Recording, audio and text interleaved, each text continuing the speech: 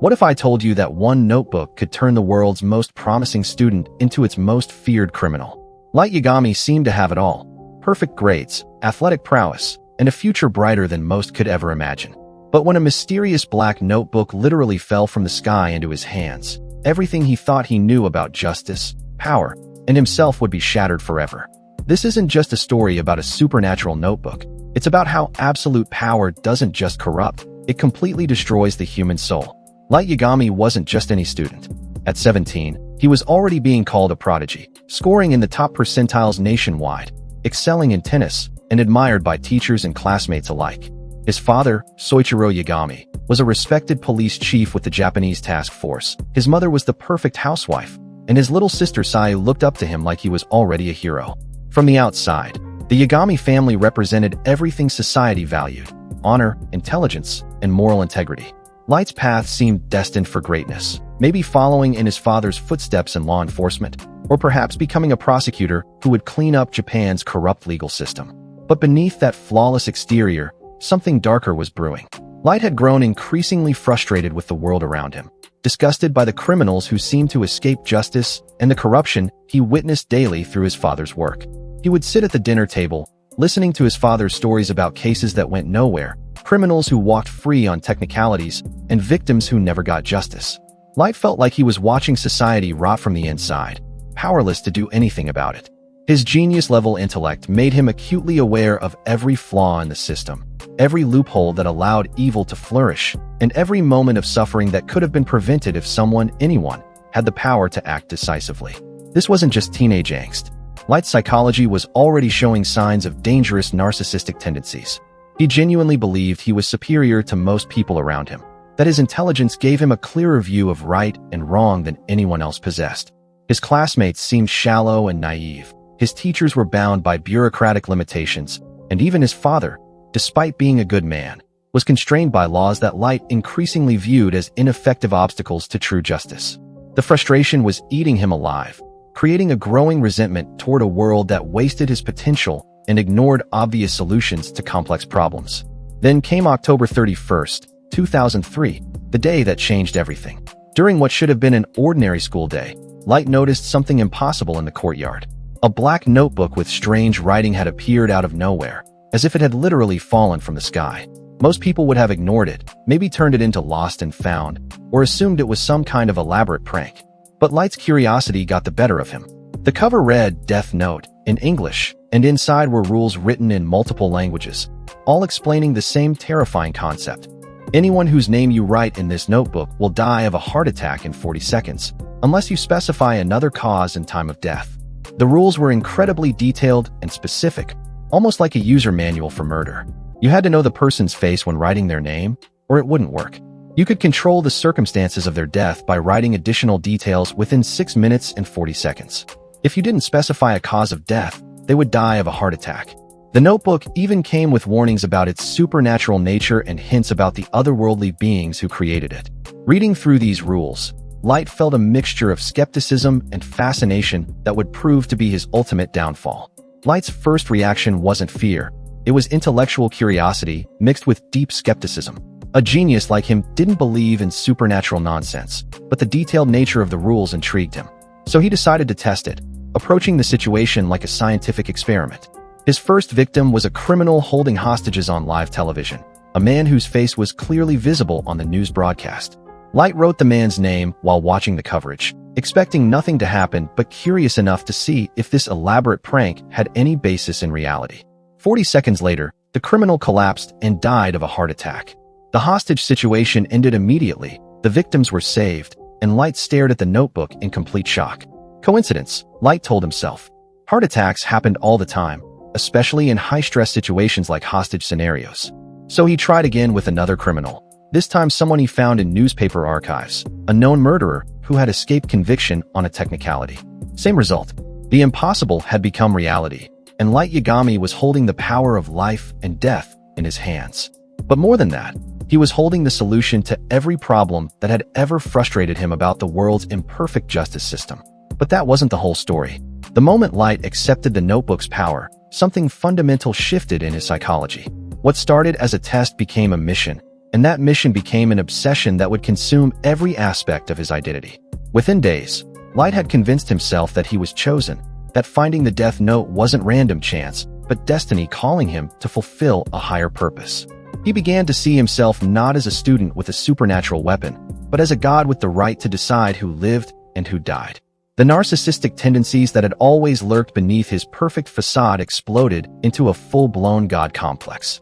Light started researching criminals obsessively, spending hours online finding names and faces of murderers, rapists, and other violent offenders who had escaped justice or received sentences he deemed inadequate.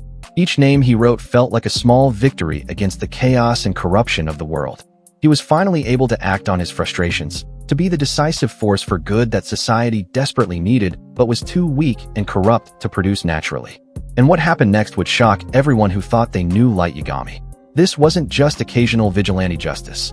Light went on a systematic killing spree that would span years and claim thousands of lives.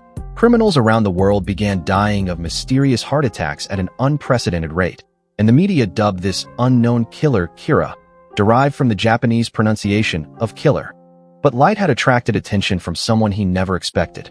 L, a detective whose genius rivaled his own and whose methods were just as unconventional and morally ambiguous. L wasn't just any detective. He was a legendary figure in law enforcement, someone who had solved impossible cases and caught criminals that entire governments couldn't touch. His real name was unknown, his appearance was a mystery, and his methods often bordered on illegal surveillance and psychological manipulation. When L announced publicly that he was going to catch Kira, it wasn't just a challenge to Light's mission. It was a direct threat to his newfound sense of purpose and superiority. For the first time in his life, Light had found someone who might actually be his intellectual equal, and the thought both terrified and excited him. What followed was the most intense psychological battle ever captured in fiction, a deadly game of cat and mouse, where one wrong move meant death, imprisonment, or complete exposure. L suspected Light almost immediately, using a combination of logical deduction and intuitive psychology that cut straight through Light's carefully constructed facade. Meanwhile, Light was forced to play the role of an innocent student while secretly orchestrating a global campaign of murder and manipulation. The psychological pressure was immense. Light had to maintain perfect grades, keep up his social relationships, help his father with police work, and appear completely normal to everyone around him, all while planning murders and staying ahead of the world's greatest detective. The stress began to fracture his personality in disturbing ways, creating a split between the Light Yagami that everyone knew and loved, and Kira, the cold-blooded killer who saw human beings as pawns in a grand game of cosmic justice. But then came the supernatural element that would complicate everything. Light met Ryuk, the Shinigami, or Death God, who had dropped the Death Note in the human world out of pure boredom. Ryuk was a creature from the Shinigami realm who had grown tired of the endless monotony of his existence and decided to drop a Death Note into the human world to see what would happen. The Shinigami realm was described as a barren, haunted wasteland filled with bones and caves, where death gods lived in eternal boredom, waiting for opportunities to extend their own lives by taking human ones. Ryuk's appearance was both terrifying and fascinating, a tall, skeletal figure with wild hair, massive wings, and an unsettling grin that never left his face. But what made Ryuk truly dangerous wasn't his supernatural powers, it was his complete amorality. He didn't care about Light's mission to create a better world, didn't judge the morality of the murders, and had no investment in whether Light succeeded or failed. Ryuk was there purely for entertainment, watching Light's transformation with the detached curiosity of someone observing an interesting experiment. This relationship revealed something crucial about Light's psychology. Even when faced with a literal death god, Light maintained his sense of superiority and control. He saw Ryuk not as a master or a supernatural being to be feared, but as a tool to be used and a source of information to be exploited. Light's god complex was so complete that he genuinely believed he could manipulate even the creatures that had given him power in the first place. The notebook didn't just give Light power, it corrupted his very soul in ways that went far beyond simple murder. Light began manipulating everyone around him with increasing coldness and calculation. His relationship with his family became a performance designed to maintain his cover. His friendships became strategic alliances that served his larger goals.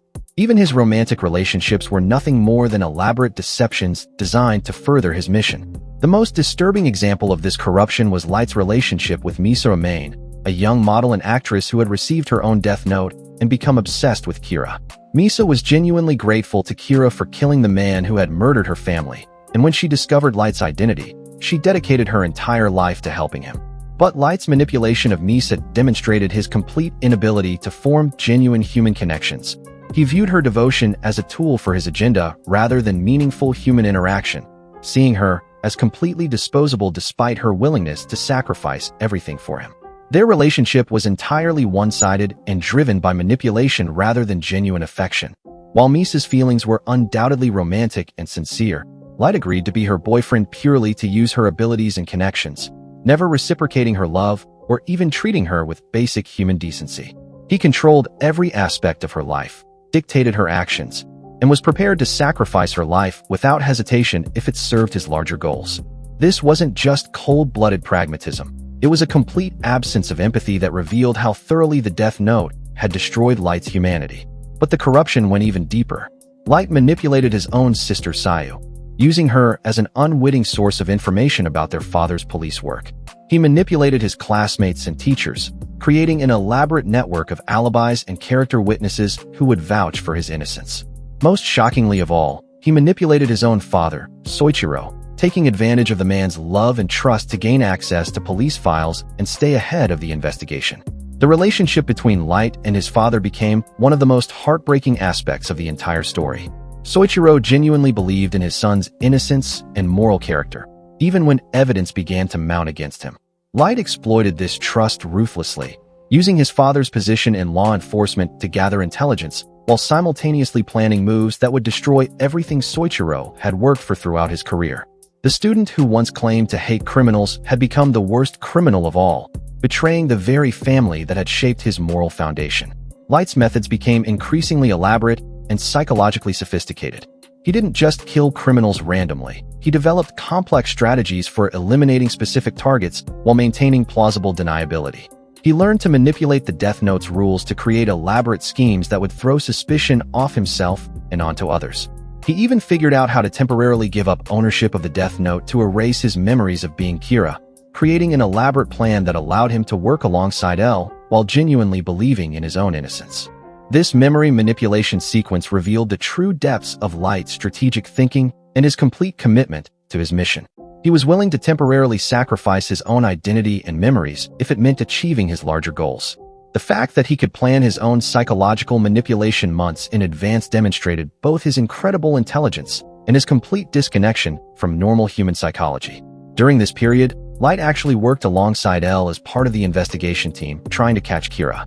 The irony was incredible. The world's greatest detective and the world's most dangerous serial killer working side by side, with Light genuinely believing he was innocent while L remained convinced of his guilt.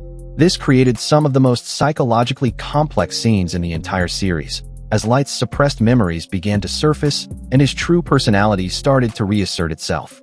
When Light eventually regained his memories and his connection to the Death Note, the psychological whiplash was devastating.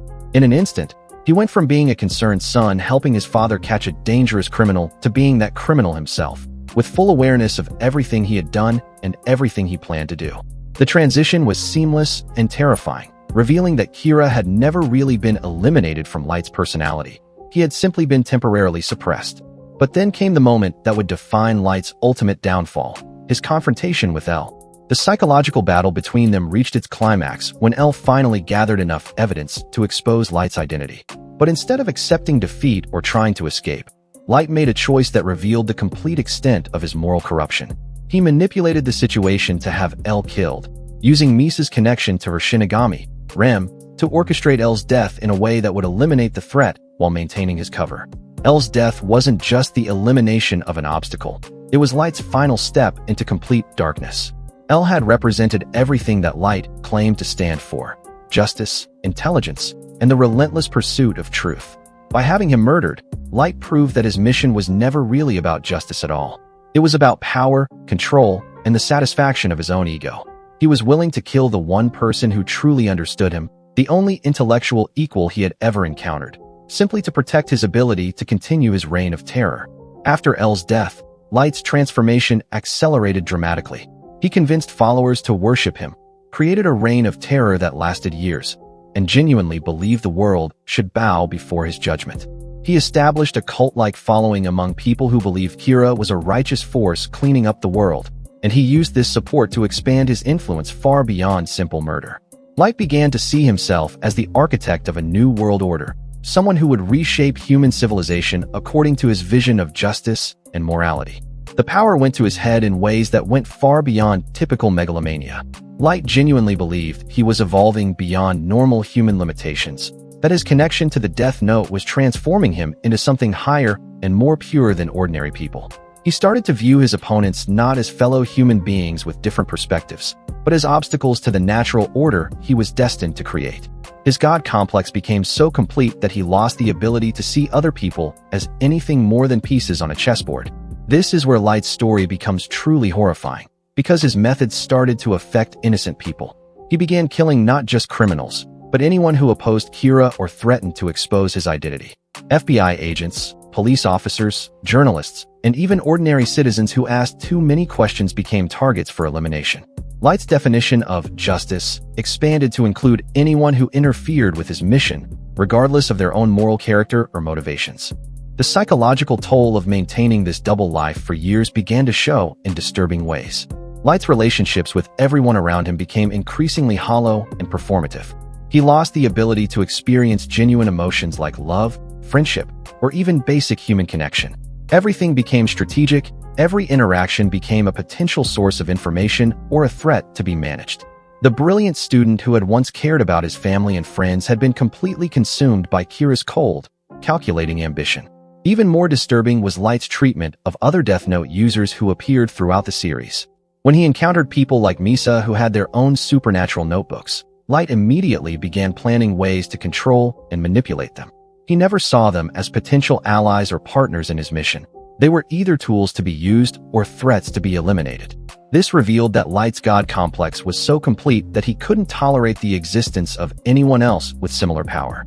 The introduction of Nier and Mello, L's successors, created new challenges that pushed Light's psychological manipulation to even greater extremes. These weren't just random investigators. They were specifically trained to think like L and to understand the psychological profile of someone capable of being Kira.